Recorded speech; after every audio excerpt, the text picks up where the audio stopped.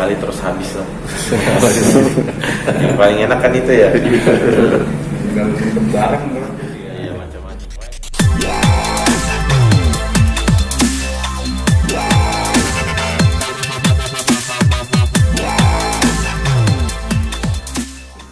Dan kita sempat kesini itu lagi ngapain sih?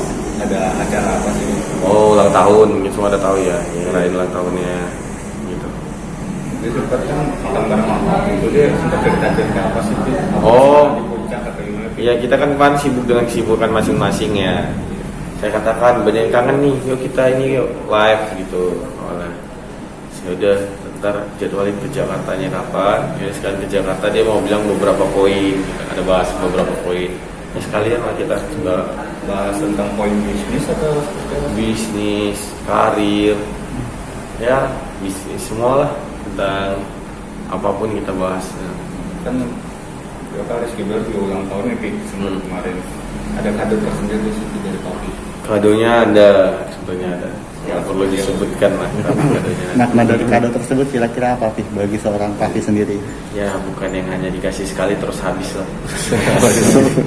Yang paling enak kan itu ya. Tinggal untuk bareng bro. Iya macam-macam. Pokoknya nggak langsung habis ya. Continue.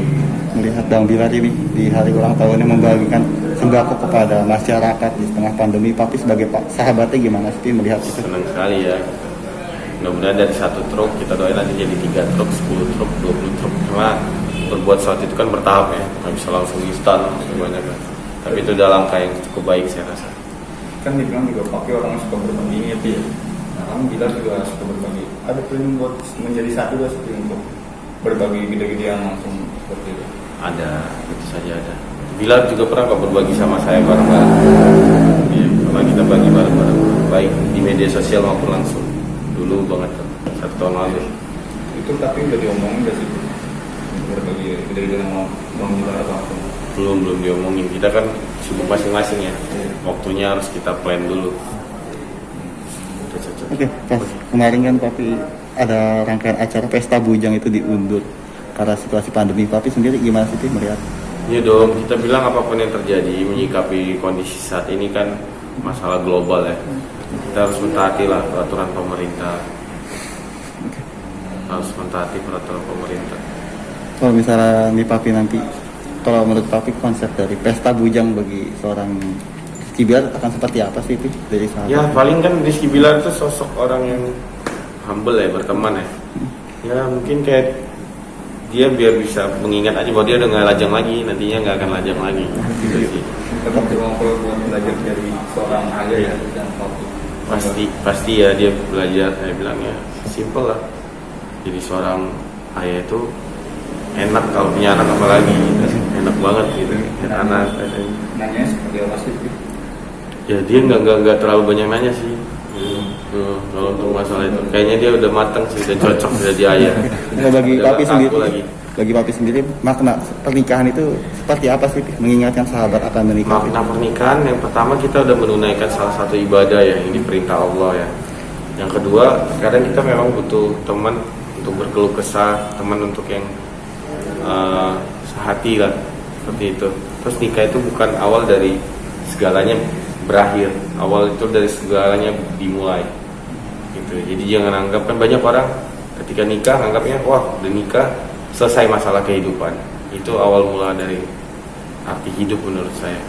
Karena kita nggak sendiri lagi kan. Kan sempat ada orang yang ngomong kayak nikah muda tuh bikin ribet atau apa, tanggapan sendiri gimana? Tergantung sih ya, tergantung nikah muda atau enggaknya itu. Tapi menurut saya Bilar udah cukup dewasa lah untuk nikah, itu udah cukup pantas gitu. Udah matang gitu. Udah matang. Saya lebih muda nikahnya. Saya sekarang 28 nikah. Iya, lebih muda saya 24 saya nikahnya tahun umur 24 tahun. Tapi kan bisa dibilang sosok teman Bilar yang secara keluarga harmonis ya. Bilar sendiri melihat keharmonisan rumah tangga bagus seperti apa? Ya kadang dia ngejapri ya, so sweet ya gitu dan sebagainya. Kadang kita juga walaupun udah berumah tangga lihat orang yang romantis juga istri kadang kayak gitu dong romantis gitu. Kalau saling menginvite hal-hal baik kan bagus ya. Jangan pokoknya ya jangan kita terlibat dalam apa ya, terinfluence terhadap perceraian, bahwa ada yang mengatakan cerai itu bisa bahagia gitu. Itu yang paling bahaya sih menurut saya gitu ya. Bahaya banget ketika misalnya ada orang yang hijab terus melepas hijabnya itu, terus yang lain terinfluence, itu yang bahaya menurut saya. Tapi ketika kita bisa nginfluence yang kebaikan, itu akan cukup baik lah, yang baik-baik deh pokoknya. Nah, Bang Bilar sendiri sempat diskusi nggak sih soal rumah tangga Bapak yang memang relatif harmonis, gimana menyelesaikan masalah gitu? Iya, saya bilang saya bukan romantis, saya juga mengalami hal nggak romantisnya banyak gitu, cuman nggak di publik aja mungkin gitu. Yang artinya kamu juga akan mengalami hal itu. Apa yang bisa kamu lakukan untuk kamu tetap ini? Kalau nggak salah pernah sih dia nanya nih. Kalau saya pertama ya saya kasih bekal ilmu istri gitu, bahwa kita memang cerai itu boleh, tapi cerai itu hal yang paling dibenci sama Allah gitu. Jadi pasti kita akan berusaha kan untuk mempertahankan gitu. Lalu berikutnya yaitu setiap hubungan itu pasti berantem. Saya rasa pastilah gitu. Cuman nanti kita akan melatih tuh kedewasaan. Akhirnya kita ya kalau berantem itu pasti ngerugiin kita lah gitu. Kalau bisa ya tetap sabar. Sabar sih kuncinya. Jangan main tangan. Pak Firman sering memberikan wejangan atau nasihat kepada Bang Bilar kalau misalnya mengingat di tanggal sekarang kalau kita PPKM darurat, kalau misalnya di tanggal 23 atau 24 itu PPKM darurat dilanjutkan, rangkaian acaranya itu tidak disiarkan di live, itu bagaimana sih Pak Fis sebagai sahabatnya? Ya selepas itu nanti diacarakan live atau enggak, pasti harapan semuanya Les Lovers atau harapan semua orang ya yang penting sah kan gitu. Itu sih yang paling terpenting, bukan live nya tapi yang penting sahnya. Mereka sah, mereka bahagia, kita pun ikut bahagia semua. Kebanyakan wrestler support ingin di live kan tuh gimana tanggapan? Nggak boleh dong kita memaksakan kehendak kita gitu. Kalau misalnya dari pihak itunya boleh live, ya alhamdulillah kan. Tapi kalau nggak bisa karena peraturan atau regulasi atau keadaan yang saat ini PPKM, ya mendingan doakan yang terbaik agar mereka sah dan hidupnya harmonis. Oke. Terima kasih. Terima kasih.